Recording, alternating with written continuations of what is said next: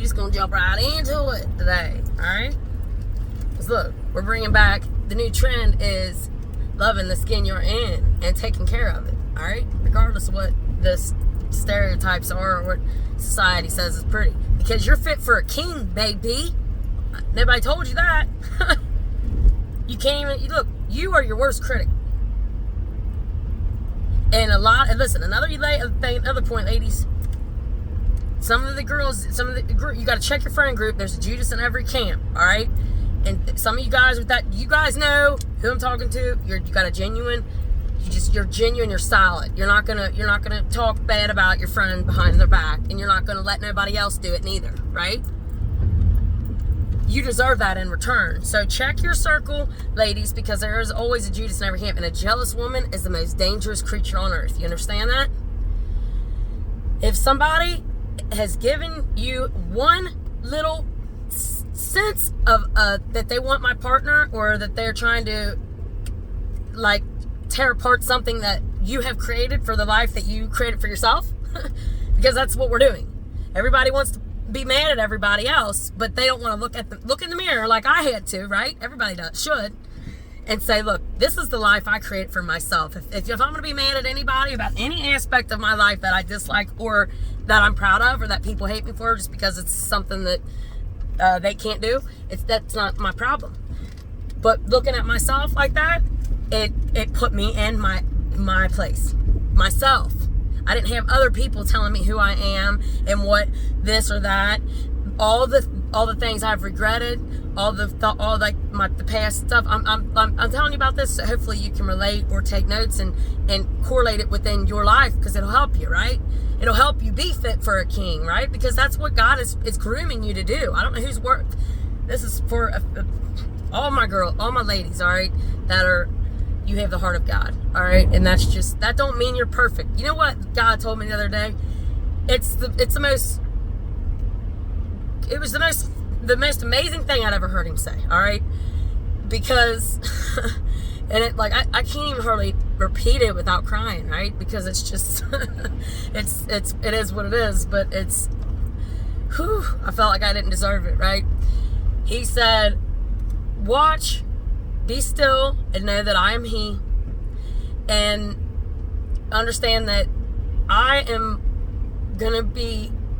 you're going to be my witness of how I carry an imperfect person in an imperfect world and still have the grace of God over their life. And I was like, wow, that's the God I serve. That's the God, that's what the perks are.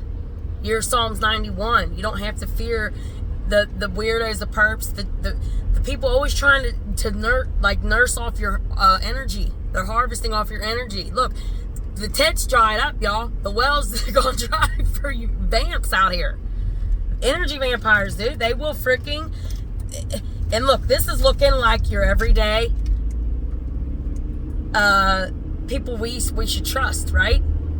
It's coming, and I know it's a whole another subject, but guys, know you are covered by the Most High, and you have dominion over everything. You crush on scorpions, serpents, it don't matter, okay? Because of Yeshua, and he was the ultimate sacrifice. I read a piece of scripture the other day, and it hit me so hard because I really needed to hear it from God, because we get to wandering off, and you think all this other stuff, what feels right inside is what I go with. But I read some scripture the other day, just ran across it, I don't even know how, but it said that he don't need sacrifices such as bulls and oxes and stuff like that anymore. Why would he? Because he created them, right? Why would he need us to make sacrifices for him when it ain't like that? Once you get to a certain level, you done made your sacrifices. You've done carried your cross and got nailed to it upside down. Oh, God, Jesus, Lord, help us. Please, God, help us all, including myself, and all these ladies out here that don't know their worth and that are hanging out with their Decepticons, because you're growing in life. The Spirit of God is inside you, and I know very good and well I'm not the only one. So He's moving miraculously in your life, and some of you guys are still plugged in to the matrix, which it's hard not to be because we live in it. But you're hanging out with deceptive people. I don't know who I'm talking to. You feel it. You feel it. What do you feel? I know you do. Whoever this word lands across, you are going to feel. You're going to know exactly who I'm talking about. And look, it might hurt. You might have even asked God to show you, reveal you who your enemies are. Be careful when you do that, because it's going to break your heart. God also told me the other day, he said, I have hidden so much from you because your heart couldn't take it. You would have died of a broken heart. That's how wicked these people have done me personally, right? That's our heart posture. We are so naive to this wickedness that we don't even perceive, because we can't be capable of such unspeakableness, right? Check their heart too. You have discernment. Your intuition is not going to lie to you right now. Do you understand that? Now, if you're trying to experience love for the first time or something like that, still trust your intuition. Is it saying don't move too fast? What's it telling you to do? Because when you ask, you shall receive. You knock, and the door will be open unto you. You have not because you ask not. It says it don't say you have not because you're broke. You're fit for a king. Whoever I'm speaking to. Don't settle for less. You've waited this long. Don't settle for less. Your king's on his way. He's already got you spotted out. And when I say king, I mean an actual king, like the stoicism and the leadership of a male, masculine person, whatever this may look like.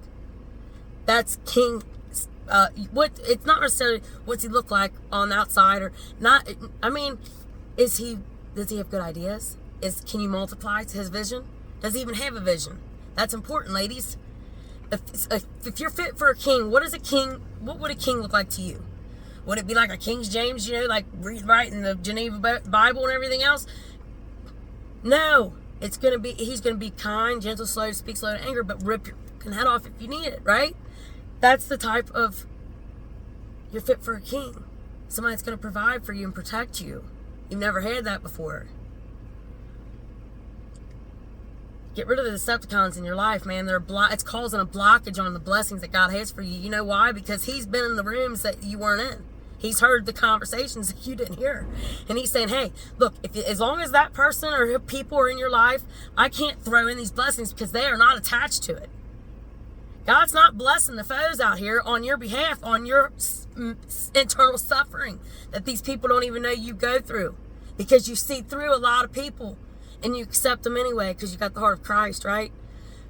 Listen, you come first in the season or you won't never get there. You will never get to where you want to go if you keep following a foe, all right? You're fit for a king. Better start acting like it and hanging out with people that were nobody at all. Isolation has been my best. It's the most ultimate peace, first of all, but it's been the most time I've learned with who I am and how to be fit for a king. Whether I ever, I am fit for the king, my cornerstone, right? But I'm not perfect. God told me I'm gonna watch. Everybody's gonna see how I'm moving in an imperfect person's life, and still showing the grace of God and the mercy that it falls upon their life, just because they seeked my face in the secret place, not in front of everybody. They didn't fast in front of everybody. They actually took the scriptures, they read them, and they practiced the principles of it, and understanding why you don't boast and brag about anything that you do with the Father. A lot of stuff that you has to be you and him knowing about it. Quit telling your plans, guys, because these people aren't happy for you. I'm sorry to tell you, they're not happy for you. I'm not saying everybody, but it's boom, cutoff season. I've been saying this for a while, guys. But the blessings are coming in. I haven't given up my faith, and I damn sure know you're not going to give up yours, okay? That's all we've had a lot of times in our life. That's what these people don't get. They underestimate you. Thank God for that. Because it got you to this point. See what I'm saying? I love you, man. I hope you receive this in the blood of Yeshua. And I cover you with the blood of Yeshua. And we ain't playing around in this season. We're cutting people off like it ain't like stank homes. You know what I mean? It's time. It's overdue. It's overdue. They don't deserve you. All right? Peace.